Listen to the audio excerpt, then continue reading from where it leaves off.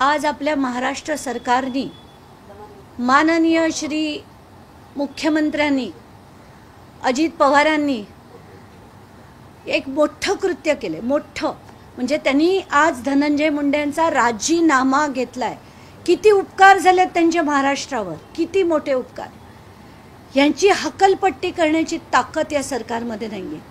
यांना बडतर्फ करायला हवं होतं, बडतर्फ राजकारणात उचलून फेकून द्यायला हवं होतं। सगळे जण आपण इतके चिडलेलो आहोत, सगळे रिपोर्टर्स चिडले, जनता चिडली आहे। सगळ्यांना इतकं तीव्रपणे वाटत होतं की हे सगळे व्हिडिओ, सगळे फोटोज या सगळ्यांनी बघितले होते। 2 महिने झाले, त्या सगळ्यांना माहिती होतं, तरी पण कोणाची ताप झाली नाही त्या धनंजय मुंडेंकडनं राजीनामा मागायची। काल संध्याकाळी सगळ्या चॅनलनी हे दाखवल्यानंतर बैठक होते, बैठकीत ठरवलं जातं की त्यांचा राजीनाम्याची मागणी करायची। का? मी म्हणते का त्यांना बडतर्फ करू शकले नाहीत? का मुख्यमंत्री म्हणू शकले नाहीत की हा माणूस मला माझ्या मंत्रिमंडळात नको? का म्हणू शकले नाहीत? चार्जशीट मध्ये आलं होतं की वाल्मिक कराड हे सूत्रधार आहेत, त्यांनी गेले 10 वर्ष संघटित गुन्हेगारी केली, असे 11 गुन्हे त्यांच्यावर आहेत। हे सगळं माहिती असून, हे सगळे व्हिडिओ बघून, सगळं बघून अजून काही होत नाहीये। काय बोलायचं या लोकांना? म्हणजे यांना काही भावना, प्रेम, आपुलकी, संवेदना आहेत का? राजकारणात आल्यानंतर सगळं संपतं, सगळं की कोणी यावं, कुठल्याही सामान्य माणसाला चिरडावं आणि आमचं सरकार कोणाच्याही विरुद्ध कारवाई करणार नाही। का? कारण तो आमचा माणूस आहे आणि आमच्या माणसावर आम्ही ठरवू काय करायचं ते। त्या अजित पवार तर म्हणतात पुरावे द्या, मग म्हणाले पुरावे झाले, ते सिद्ध झाल्यावर आम्ही कारवाई करू। काय आहे हे आणि कधी संपणार हे सगळं? मला डोकं सुन्न झालं, सुन्न। जेवढे लोकांचे मेसेज आले, जेवढ्या लोकांचे, आता मी धनंजय मुंडेला बोलताना ऐकलं, वेदना होतात, ते ऐकताना वेदना होतात।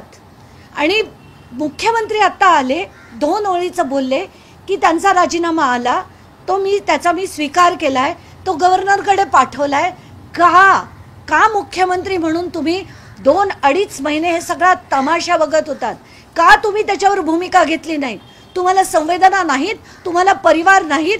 त्या देशमुख कुटुंबाला किती यातना झाल्या या तुम्हाला कळल्या नाहीत? आणि सगळे जण येतात, आज तो ड्रामा चाललाय पूर्ण तिकडे त्या अधिवेशनाच्या बाहेर। सगळे जे पायऱ्यांवर उभे आहेत, याच्या पायऱ्यांवर जे उभे आहेत त्यांना माझा प्रश्न आहे, तुमच्यापैकी किती जण लढले? अंबादास दानवेंना माझा प्रश्न आहे, तुम्ही जालन्यात होतात, बीडला जाऊन तुम्ही का नाही लढलात? तुम्ही विरोधी पक्षात आहात ना। सगळे जण नुसता आज ड्रामा करतायत, घोषणा देण्याचा ड्रामा करतायत। बास झालं, याला राजकारण नाही म्हणत, याला लोकशाही नाही म्हणत। तुम्हाला लोकांसाठी झटण्यासाठी ठेवलंय। कॉन्स्टिट्यूशन मध्ये काय म्हणतंय? संविधानाबद्दल बोलताना तुम्ही government of the people, for the people, by the people, कुठे आहेत पीपल? पीपल चिरडले जातात आणि काय करताय तुम्ही? पोलिसांना हाताशी धर, याला हाताशी धर, यंत्रणा तुमची कामं करतात, ब्युरोक्रॅट तुमच्यासाठी काम करतात। एक खूप मोठ्या कोर्स करेक्शनची गरज आहे। सगळ्या ऑफिसरना डोकी ठिकाणावर आणायची गरज आहे की आज आपल्याकडनं आपण कितीही पॉलिटिकल प्रेशर आलो, मी करणार नाही हे म्हणण्याची ताकद ठेवण्याची गरज आहे। मी चुकीचं काम करणार नाही, तुम्हाला जे करायचं करा। आणि पहिलं म्हणजे मी तर आता एक पिटिशन करणार आहे की या ज्या बदल्या केल्या जातात ना, बदल्या या सगळ्या राजकारण्यांच्या हातात काढून टाका। बदली शुड बी कंपल्सरीली 3 वर्ष झाल्यानंतर, आणि ते पण लॉटरी सिस्टमनी करा। या पॉलिटिशियन्सच्या हातात बदल्या काढल्यानं सगळं नीट होईल। त्याचं कारण असं की सगळे लोक एकतर काम नीट करतील, सगळं शिस्तीत वागतील आणि 3 वर्ष त्यांच्याही डोक्याला शांती राहील। पैसा जो कोटी रुपये द्यायला लागतात ते बंद होईल, होणारा भ्रष्टाचार बंद होईल। हे सगळं नीट करण्यासाठी यांच्या हातातल्या या बदल्यांच्या पावर काढून घेतल्या पाहिजेत। आणि आज जे झालंय ते खरं तर डोकं सुन्न, अख्ख्या महाराष्ट्राचं डोकं सुन्न झालं होतं हे सगळे फोटो बघून। आणि आजपर्यंत हे जे राजकारण चाललंय ना, आता खूप मोठा आपल्याला बदलाव करण्याची गरज आहे आणि हे फक्त जनता करू शकते. मी तर ठरवलेलं की आज यांनी त्यांचा राजीनामा नाही, मी तर बडतर्फीची मागणी, हक्कलपट्टी करण्याची मागणी करत होते. आणि ही जर बडतर्फी झाली नसती तर मी ठरवलं होतं की सगळ्यांना एक मोठं आवाहन करायचं की चला आणि ही संसद बंद पाडा, बंद करा या सगळ्यांचे, कारण ही आपण म्हटलेली आपल्या मनातली लोकशाही नाही. तर आता मला मुख्यमंत्र्यांचं बोलणं ऐकलं मी आणि त्यांना मंत्रिपदापासून मुक्त केलं असं ऐकलं. आता त्यांच्या विरुद्धची कारवाई झाली पाहिजे. आता जे मी पुढे म्हणतेय त्या सगळ्या गोष्टींची चौकशी मुख्यमंत्री तुम्ही करणार आहात आणि तुमच्या कायद्याने करणार आहात. त्या आवादा कंपनीची बैठक सातपुडा बंगल्यात झाली होती, हे जे म्हटलं गेलं त्या सातपुडा बंगल्याची टावर लोकेशन, आवादाच्या कर्मचाऱ्यांची स्टेटमेंट, सिक्युरिटीची स्टेटमेंट, जे जे लोक आवादा बंगल्यात त्या दिवशी होते त्यांची स्टेटमेंट पाहिजे. धनंजय मुंडे यांचं स्टेटमेंट पाहिजे आणि धनंजय मुंडेंना सुद्धा सहआरोपी करा त्याच्यात, कारण त्यांनाच हे सगळे कराड जे जे पैसे कमवत होता ते अर्ध्याधिक पैसे, मला वाटतं 3/4 पैसे हे धनंजय मुंडेंकडे येत होते. धनंजय मुंडे यांना पण सहआरोपी करायला पाहिजे. आणि पहिलं पाऊल म्हणून आवादा कंपनीची जी बैठक सातपुडा बंगल्यामध्ये झाली होती त्या सगळ्यावर एक म्हणजे पुन्हा मी रिपीट करते, आवादाच्या कर्मचाऱ्यांचे स्टेटमेंट, एआयचे स्टेटमेंट, सिक्युरिटीचे स्टेटमेंट, टावर लोकेशन, सीडीआर, ज्या ज्या गोष्टी ज्या होत्या त्या सगळ्या आता जनतेपुढे आणा. सरकार जनतेचं आहे, तुमच्या काकाचं नाही आहे. आणि आता बास झाले आहेत हे सगळ्यांचे. धन्यवाद. अशाच सगळ्यात मंत्रिपदाचा राजीनामा घेतलेला आहे, पण त्यांच्या आमदारकीबाबत अद्यापही काही बोललं जात नाही. आतापर्यंत ते आमदारकीबद्दल काहीच बोलू शकत नाहीत, कारण कायद्याने हे जर व्हायचं झालं तर ते इलेक्शन कमिशनला करायचं गरज असते. ते गव्हर्नर किंवा प्रेसिडेंटकडे तसं प्रपोजल पाठवू शकतात. तर as per constitution or representation of people's act हे त्यांना त्या पद्धतीने करायला लागतं. पण ते त्यांनी करण्याची मला वाटत नाही ते कधी करतील. आणि खबरदार जर परत संजय राठोड सारखं यांना तुम्ही या ना त्या मार्गाने परत आणण्याची जर हिम्मत केलीत तर मात्र जनता आणि मला बाकीच्यांचं नाही माहिती, पण मी इतके वेड्यासारखे लढेन. आणि तुम्हाला जे उखाडायचं आहे ना तुम्ही उखाडा, मी लढल्याशिवाय राहणार नाही आणि या सगळ्यांना धडा शिकवल्याशिवाय राहणार नाही. संजय राठोड सारखी पुन्हा ही केस करू नका. तुम्हाला माझं ओपन वॉर्निंग आहे की असा मंत्री परत तिथे आला नाही पाहिजे.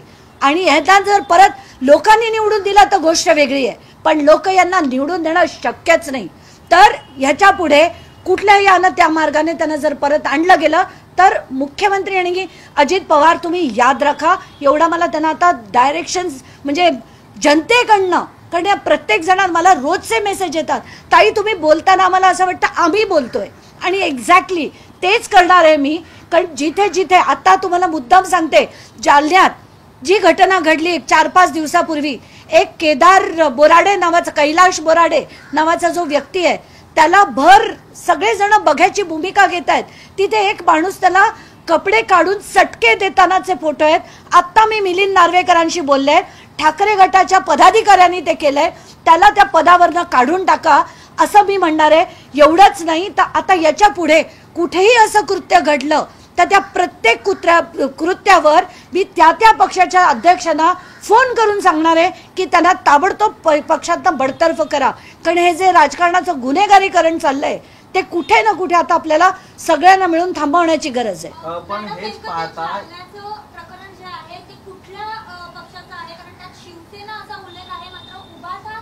त्याच्या ठाकरे गटाचा FIR मध्ये सरळ लिहिलेलं आहे की ठाकरे गटाचा पदाधिकारी आहे तो. आणि त्याच्यावरच्या FIR ची कॉपी सुद्धा मी आता तुम्हा सगळ्या माध्यमांना देते. जसं संतोष देशमुखला त्रास दिला गेला, पण त्यांना तर इतकं निर्घृणपणे ठार करण्यात आलं. या माणसाला चटके दिलेत आणि कसे दिलेत ते तुम्ही तो व्हिडिओ बघितलात तर डोक्याला शहारे येतील, सुन्न होईल डोकं. तर हे जे सगळं चाललंय ना ते आता बास करा. आणि प्रत्येक पक्षाला माझी विनंती आहे की हे जे तुम्ही गुन्हेगार बघताय ना, भरताय आपापल्या पक्षात भरताय, माझं फडणवीसांना खास सांगणं आहे की you are doing a major disservice to the country by putting all these people. हे तुम्ही एक मोठं डिससर्व्हिस करता आपल्या राष्ट्राबरोबर अशा लोकांना राजकारणात आणून. तर तातडीने याच्या पुढे तरी पोलिसांना तुम्ही निर्देश द्या की सगळे येणारे FIR हे तुम्ही रजिस्टर करा. जिथे जिथे प्रायमा फेसी एव्हिडन्स आहे तिथे तिथे FIR हा रजिस्टर झालाच पाहिजे. आणि जेवढे गुन्हेगार आहेत ना त्यांच्या तर मी म्हणेन त्यांना ट्रॅक तुम्हाला मिळत नसेल त्यांच्या स्किन खाली जसं आपण वाघामध्ये चिप टाकतो ना तशी चिप टाका. जो गुन्हेगार असेल ज्यांनी अटेम्प्ट टू मर्डर किंवा मर्डर सारखे गुन्हे ज्यांच्यावर आहेत त्यांच्या प्रत्येकामध्ये ती शोधण्याची चिप टाका. म्हणजे अशी मिळतील. कृष्णा आंधळे जो तुमचा गायब आहे ना तो 1 मिनिटात मिळाला असता त्याचं लोकेशन जर तुम्ही अशी चिप टाकलीत तर थोडंसं जरा इनोव्हेटिव्ह डोकं ठेवा. तीच स्टँडर्ड भूमिका जी घेतात ना ती घेणं आता बंद करा. पण हे सर्व कृत्य पाहता कुठेतरी क्रूरता मोठ्या प्रमाणात वाढल्याचं पाहायला मिळतंय. कुठेतरी गृह खात्याचं किंवा मग गृह विभागाचं याच्याकडे दुर्लक्ष होत आहे. पोलिसांचा धाक कुठेतरी कमी झाला का? मला नेहमी वाटतंय की पोलिसांचा धाक कमी नाहीच आहे. तुम्ही आज पोलिसांकडे जा तुम्ही एक सांगा तुम्हाला FIR करायची आहे होत नाही ती कधी जोपर्यंत कोर्टाचे डायरेक्शन येत नाही. आत्ताच्या एका केसमध्ये केस पोलीस स्टेशननी 21 फेब्रुवारीची ऑर्डर होती ती तब्बल म्हणजे 27 तारखेपर्यंत मी जोपर्यंत डोकं नाही खाल्लं त्यांचं त्या SPंचं तोपर्यंत केसमध्ये अशीच संघटित गुन्हेगारी. ते पण मी व्हिडिओ तुम्हाला देते. 2023 मधली घटना आहे. त्याच्यावर कोर्टात गेले. कोर्टाने 21 फेब्रुवारी 2025ला डायरेक्शन्स दिल्या. ती पूर्ण डिटेल्स PS कडे होते पण त्यांनी त्याच्यावर कारवाई केली नाही.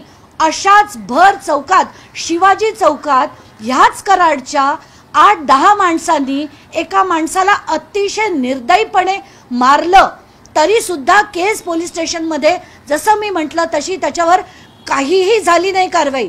म्हणूनच हे सगळं जे आहे त्याच्यावर कारवाई झाली पाहिजे.